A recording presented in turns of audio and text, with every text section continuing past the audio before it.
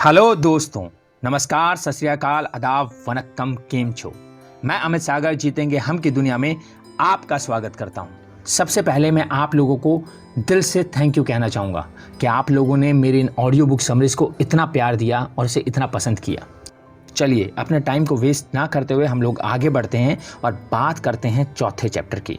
चौथे चैप्टर का टॉपिक है कि वो कौन सी चीज़ें हैं जो हमें पीछे धकेल रही हैं और आगे नहीं बढ़ने दे रही हैं। ऐसी 20 वजह हैं जो हमें असफल बना सकती हैं। इन वजहों को दूर कर हम अपनी सफलता की राह में बाधा बनने वाली रुकावटों को हटा सकते हैं। चार्ल्स सुलज का कहना था कि ज़िंदगी 10 गियर वाली साइकिल की तरह है।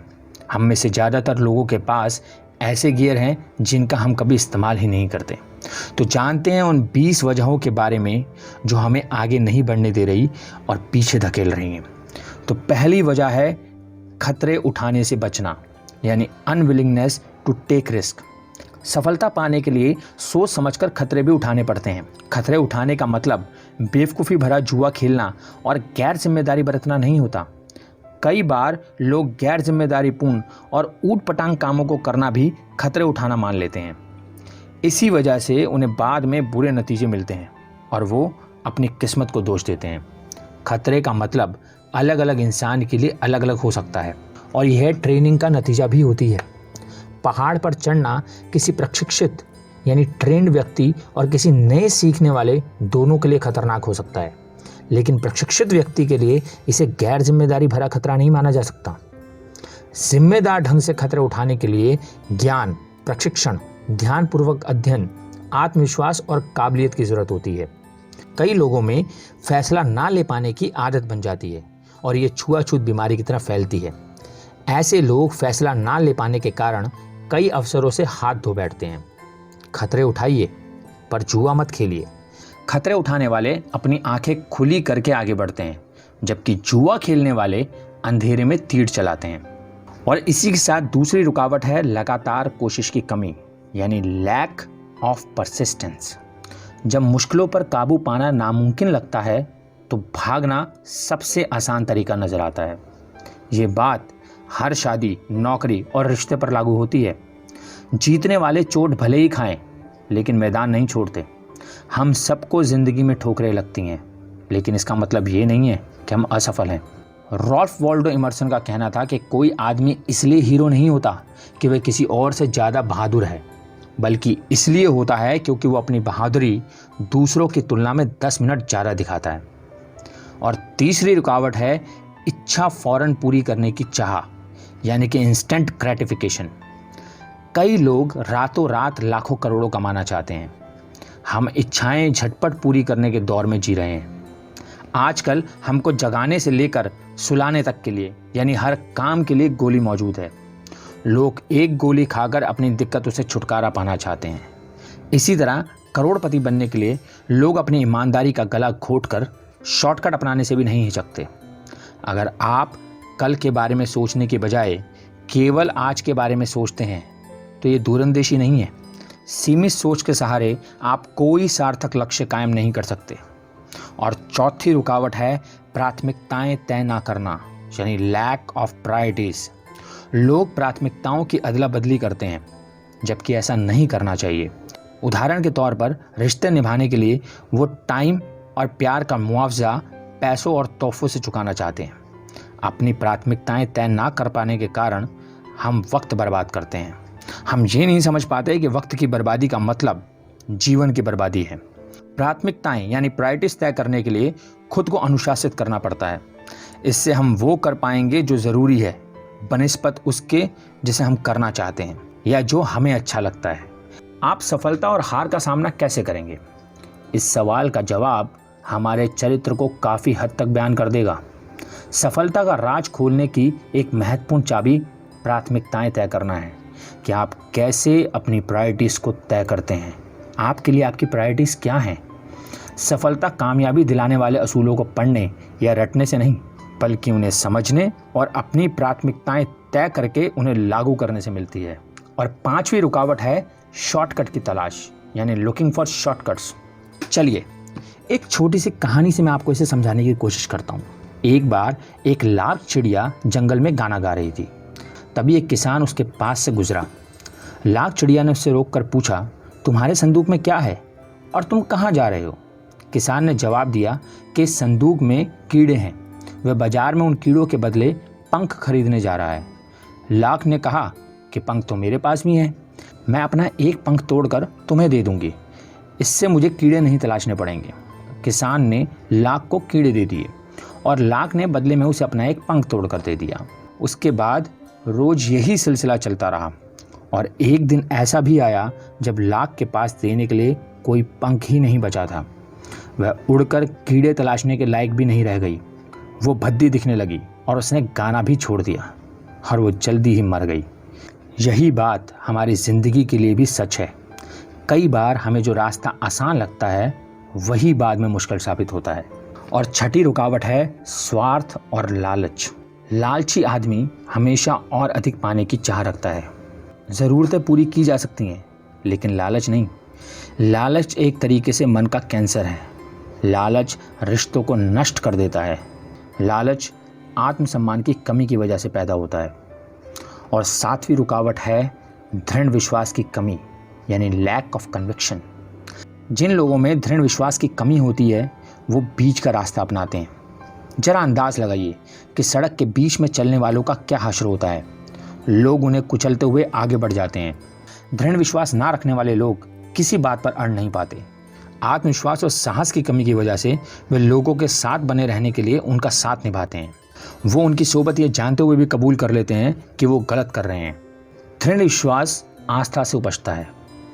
कर्म के बिना आस्था एक भटकाव बन जाती है। आस्था चमत्कारों का इंतजार नहीं करती बल्कि चमत्कारों को जन्म देती है। हेनरी फोर्ड ने कहा कि अगर आप सोचते हैं कि आप कर सकते हैं या आप ये सोचते हैं कि आप नहीं कर सकते हैं तो आप दोनों ही तरह से ठीक हैं। हमारी ज़िंदगी में बुरे लम्हे आते हैं, हम सभी गिरकर चोट खाते हैं। ऐसे पल हम सभी की ज़िंदगी में आते हैं जब हमें खुद पर अविश्वास हो जाता है और हम खुद पर रहम खाने लगते हैं। असली बात यह है कि ऐसी भावनाओं से उभर कर, यानी ऐसी फीलिंग से बाहर निकलकर अपनी आस्था को फिर कायम कैसे किया जाए। दुनिया में 3 तरह के लोग होते हैं। कुछ लोग जो काम को अंजाम देते हैं, कुछ लोग जो काम को अंजाम तक पहुंचते हुए देखते रहते हैं और कुछ लोग जो अचरज करते रहते हैं कि वह काम अंजाम तक कैसे पहुंचा। अब आप डिसाइड कीजिए कि आप कौन सी कैटेगरी में आते हैं।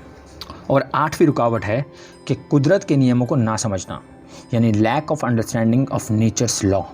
रॉबर्ट फ्रॉस्ट का कहना है कि फ्रैंकलिन के संकेत समझने से पहले भी बिजली कई बार चमकी थी। न्यूटन के संकेत समझने से पहले भी सेब उनके सिर पर कई बार गिरा था। कुदरत हमेशा हमें इशारे करती रहती है और यह हमें बार बार इशारा करती है और एकाएक हम उसका इशारा समझ जाते हैं। अगर हम किसी बीज को पेड़ बनने के लिए नहीं बोएंगे तो वो सड़ जाएगा।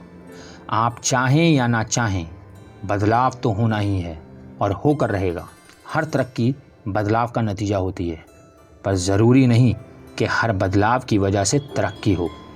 सफलता किस्मत से नहीं, कुछ नियमों का पालन करने से मिलती है, जिसमें से पहला लॉ है वजह और नतीजे का सिद्धांत, यानी law of cause and effect. हर नतीजे की कोई वजह होती है। वजह और नतीजे का सिद्धांत बोने और काटने के सिद्धांत जैसा ही है। हम में कुछ बोने की इच्छा होनी चाहिए, यही इच्छा शुरुआती बिंदु है। हम जैसा बोएंगे वैसा ही काटेंगे। अगर हम आलू बोएंगे तो आलू की फसल ही काटेंगे, टमाटर की नहीं। काटने से पहले हमको बोना पड़ेगा। पाने से पहले दीजिए। ईंधन डालने से पहले हम भट्टी के गर्मी देने की उम्मीद नहीं कर सकते। कुछ लोग हमेशा देने से पहले पाने की उम्मीद लगा बैठते हैं। किसान जानता है कि वह जिस दिन बीज बोता है उसी दिन फसल नहीं काट सकता। फसल तैयार होने में हमेशा कुछ वक्त लगता है। और इसी में अगला लॉ है द लॉ ऑफ अट्रैक्शन, यानी आकर्षण का नियम। हम उन चीज़ों की ओर आकर्षित नहीं होते जिन्हें चाहते हैं, बल्कि उन चीज़ों की ओर आकर्षित होती हैं जो हमारे जैसी होती हैं। यानी कि अगर हम अपनी इच्छा की चीज़ चाहते हैं तो हमें पहले वैसा बनना पड़ेगा, तभी उसी तरह के लोग, उसी तरह की चीज़ें हमारी ओर अपने आप आकर्षित होंगी। क्या आपने कभी गौर किया है कि किसी फंक्शन में या सामाजिक समारोह में सफल लोग दूसरे सफल लोगों को अपनी ओर आकर्षित कर लेते हैं और दूसरी ओर असफल लोग असफल लोगों को आकर्षित करते हैं और एक दूसरे से सिर जोड़कर शिकवा शिकायतें करते रहते हैं, कलपते हैं और बिलखते रहते हैं। और 9वीं रुकावट है योजना बनाने और तैयारी करने की अनिच्छा, यानी unwillingness to plan and prepare. Vince Lombardi का कहना है कि जीतने की इच्छा सभी में होती है, मगर जीतने के लिए तैयारी करने की इच्छा बहुत कम लोगों में होती है। आत्मविश्वास तैयारी से ही पैदा होता है। तैयारी का मतलब है योजनाबद्ध ढंग से अभ्यास करना। जीतने वाले खुद पर दबाव बनाए रखते हैं।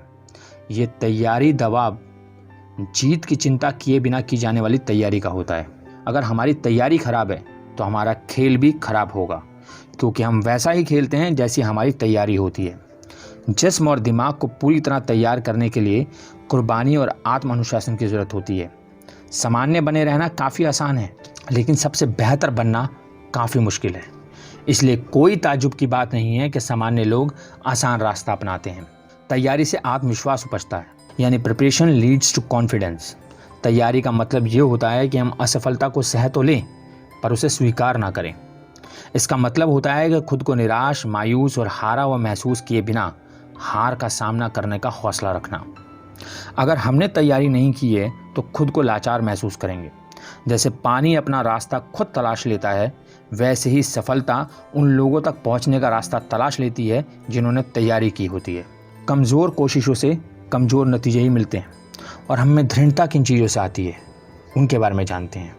हमें दृढ़ता लाने वाली चीज़ें हैं उद्देश्य यानी पर्पस, तैयारी यानी प्रिपरेशन, धैर्य यानी पेशेंस, सिद्धांत यानी प्रिंसिपल, सकारात्मक नज़रिया यानी पॉजिटिव एटीट्यूड, योजना यानी प्लान, गर्व यानी प्राइड, अभ्यास यानी प्रैक्टिस और कीमत अदायगी यानी कि प्राइस।